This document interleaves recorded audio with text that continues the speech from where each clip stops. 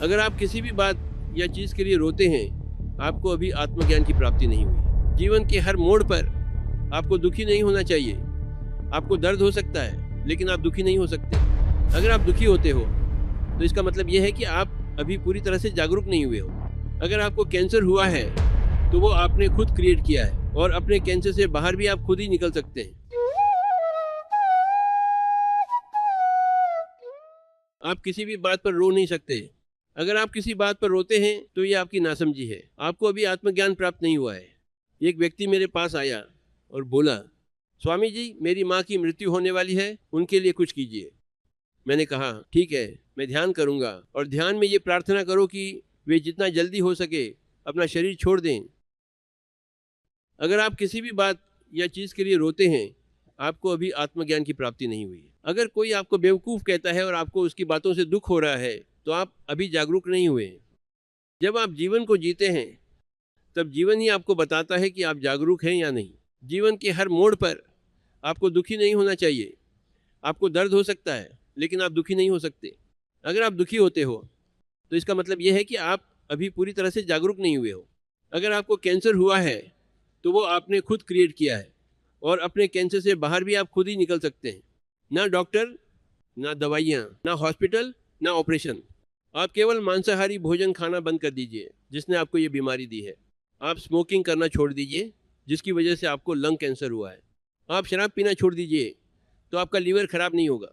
आपने ये स्थितियाँ खुद बनाई हैं, मांसाहारी भोजन से, धूम्रपान से, शराब पीने से, ज़रूरत से ज़्यादा खाने और ज़रूरत से ज़्यादा चिंता करने की वजह से आपको ये बीमारियाँ हुई हैं।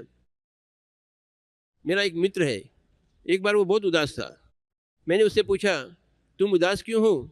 उसने कहा, मैं अपनी बेटी की शादी को लेकर काफ़ी परेशान हूँ। मैंने पूछा, तुम्हारी बेटी की उम्र क्या है? वह सिर्फ 2 साल की थी। लोग सच में पागल हैं। लोगों को सही सोचना नहीं आता, सही बोलना नहीं आता, सही खाना भी नहीं आता। एक बार मैं एक अमीर व्यक्ति के घर गया। वो अपने घर में बैठा था और लगातार पैर हिला रहा था। उसने कहा, आप मुझे सिखाने आए हैं? मैंने कहा, पहले पैर हिलाना बंद करो। तुम पैर क्यों हिला रहे हो?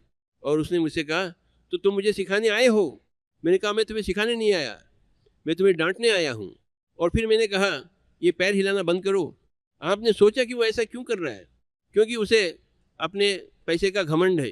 जीसस ने कहा है, ऊँट का सुई के छेद से निकलना आसान है, लेकिन घमंडी अमीर व्यक्ति का ईश्वर के राज्य में प्रवेश करना कठिन है, क्योंकि उसे अपने पैसे का घमंड होता है। जो स्त्री अपनी सुंदरता पर घमंड करती है, वे कभी आत्म जागरूकता की प्राप्ति नहीं कर सकती। आदि शंकराचार्य जी ने कहा है, माँ कुल धन जन यौवन गर्वम हरत निमेषत कालः सर्वम मायामयमिदम अखिलम भूत्वा ब्रह्म पदम त्वं प्रवेश विदित्वा। मेरे पास बहुत पैसा है, मेरे पास बहुत लोग हैं, मेरे पास जवानी है, लेकिन ये सब बहुत जल्दी चला जाएगा।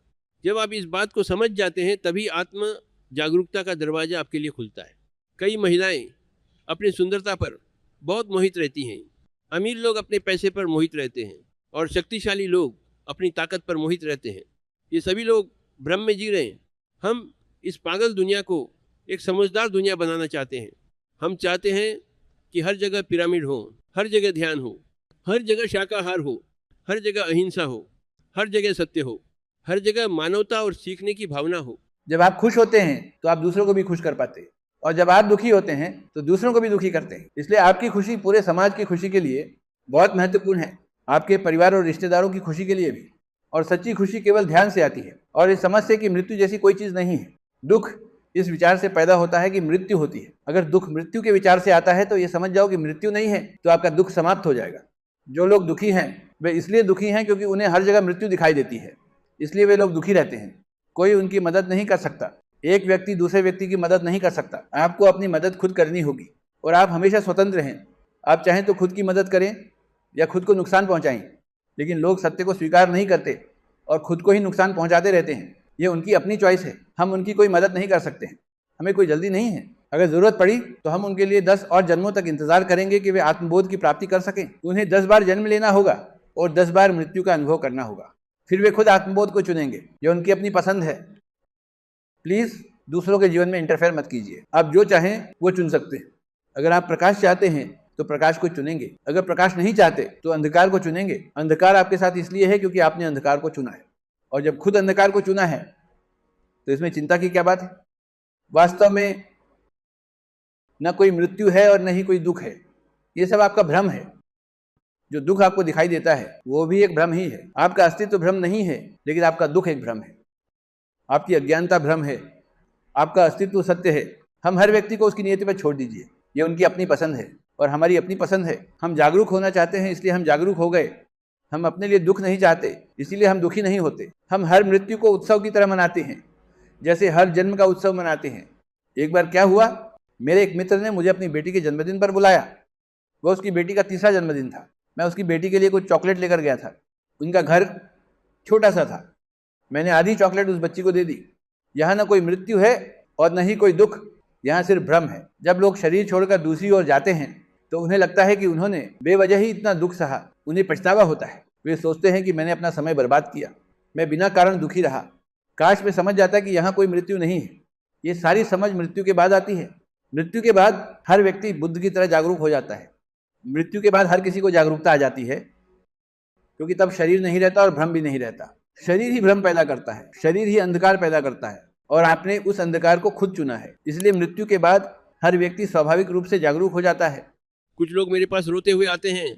मैं उनसे पूछता हूँ, आप क्यों रो रहे हो? वे कहते हैं, स्वामी जी, मैं पिछले 3 महीने से लगातार ध्यान कर रहा हूँ, लेकिन मेरी तीसरी आंख अभी तक नहीं खुली है, इसलिए वो रो रहे हैं। आप ध्यान में इसलिए आते हैं ताकि आपका रोना बंद हो जाए, लेकिन आप लोग तो ध्यान की वजह से दोबारा रो रहे हैं। हम चाहते हैं कि हर जगह पिरामिड हो, हर जगह ध्यान हो, हर जगह शाकाहार हो, हर जगह अहिंसा हो, हर जगह सत्य हो, हर जगह मानवता और सीखने की भावना हो।